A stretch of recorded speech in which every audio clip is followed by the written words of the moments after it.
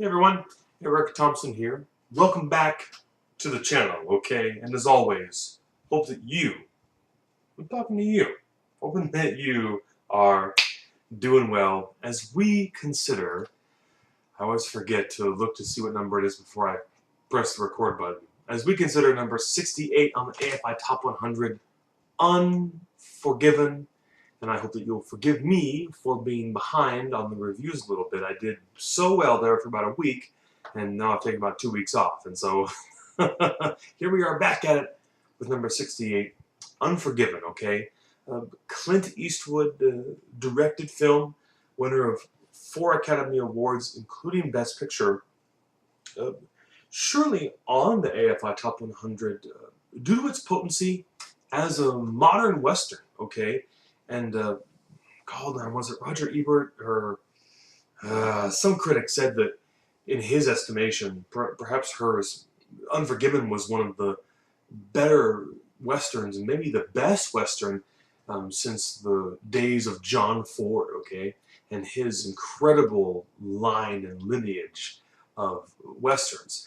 And I think before when we talked about other Westerns on the countdown, I spoke of our fascination with the West, and certainly something that probably is somewhat unique to our country, in that, you know, it happened here, this history, these events, this land, and indeed, of course, where Unforgiven is filmed, mostly in Wyoming, you know, the territory and the location for so many historic Wild West events, okay?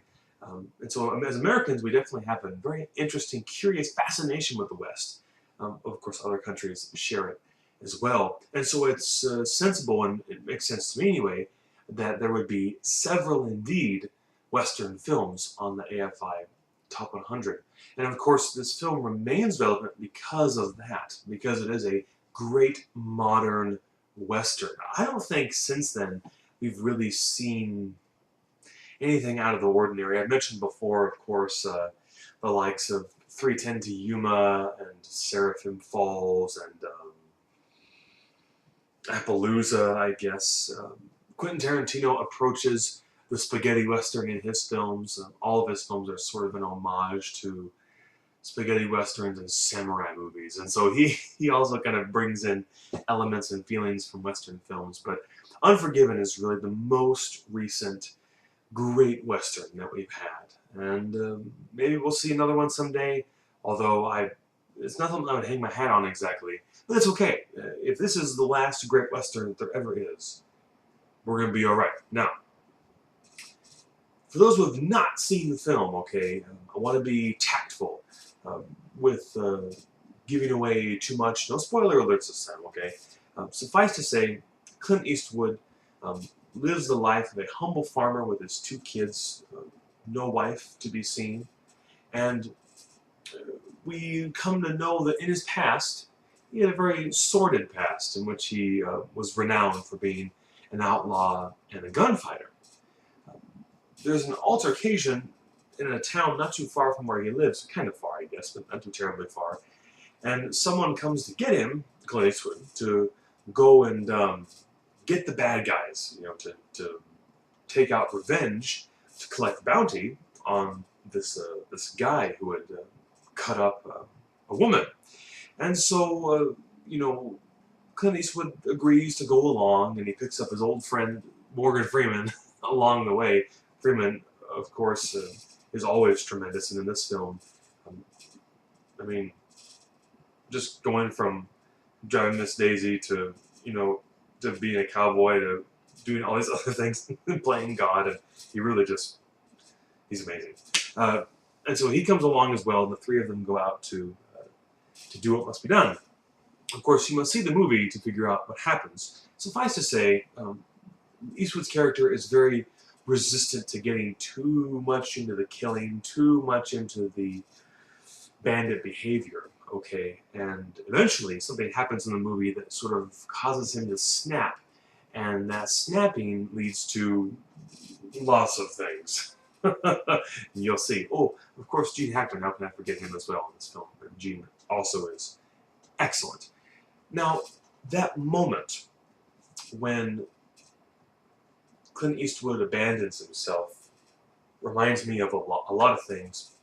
Most specifically, though, that moment when confronted by temptation, we make the choice to give in, to go for it, whatever it is. That moment when we choose ourselves over God, or perhaps ourselves over others. So that moment when we choose to seek our pleasure or pain above what God wants for us, above what God wants for us. It's a moment that we all know, even those of you perhaps that are not either Christian or are not spiritual people, or who may not even perceive the existence of temptation. And I know that there's some of you who are watching who may feel that way. It's that moment when we simply choose to do what we pretty much know is not right, okay, or is not ordered toward rightness. This, of course, is explained, this kind of moment is explained out through the whole of the Bible, as every single person pretty much in the whole Bible, with some exceptions, comes into these moments in which they are tempted to sin, or tempted to act in a way that is against God, okay? But beyond the Bible, of course, I'm certain in your life, you too have been in this moment and felt this way. St. Paul admonished the Corinthians,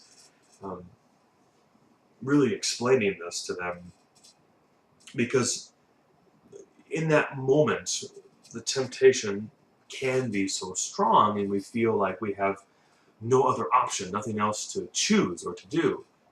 But we do have a choice, and there is grace and strength in that moment. Here's what St. Paul says from 1 Corinthians chapter 10, verse 13. No temptation has overtaken you, but such as is common to man. And God is faithful, who will not allow you to be tempted beyond... I couldn't resist that. Who will not allow you to be tempted beyond what you are able, but with the temptation will provide a way of escape also, so that you will be able to endure it. Two things, and it's pretty clear in the verse, but if you'll allow me just to flesh out a little bit. In light of Unforgiven, when that moment, the snap, occurred for Clint Eastwood, it may have been more than he could endure. The trauma it caused him inside that brought him back to his old way of life. But there was an escape, okay? Even though he had chosen to go down that path, there were moments in which he could have literally escaped from what was about to befall him and some other people. Now, of course, we'd like to think that one could both resist and escape. And that's exactly what St. Paul is telling us, that sin does not always win, okay? Sometimes we lose both battles and wars, okay? Skirmishes and global conflict, as far as sin is concerned. But these words are important to keep in our minds, really inscribed on our minds and on our hearts when we're faced with moments of temptation. Even though the temptation seems so great, like it will snap us, like it snapped Clint Eastwood's character in Unforgiven, that we feel like we're going to break under the temptation and all there is to do is give in. But St. Paul says, no, God will not allow you to be tempted beyond what you are able. And again, with the temptation, if the temptation comes, there will be a way of escape so that you can endure it.